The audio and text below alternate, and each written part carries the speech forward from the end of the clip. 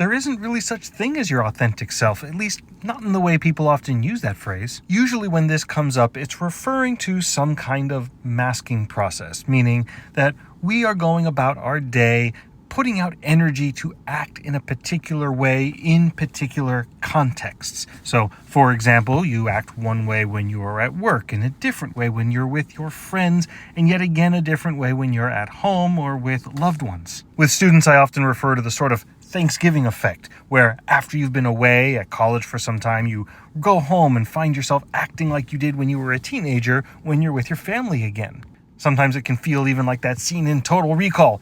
2 weeks. But the thing is, all of those are our sort of authentic self. That is who we are in those different settings. Now, it is true that in some of those settings, it takes more expenditure of energy to act in a way that isn't the sort of low energy reflexive mode that we're in, but reflexive is not the same as authenticity. If, for example, I have to expend energy to be kind to somebody because that's in line with my values, that isn't any less authentic than my reflexive feeling to say, F off, I just want to go to bed. And there is where we can start to talk about authenticity.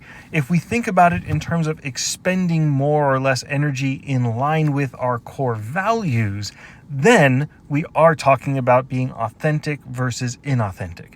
Because if we are expending energy based only on the expectations of others, rather than what we truly believe is right, then we are being inauthentic. But I do think it can be really helpful to think about it in that way, not in terms of getting rid of the masks arbitrarily just because they require power, but instead to think about them in terms of how and why we are choosing to use those masks in different settings. And that's why I often find myself saying,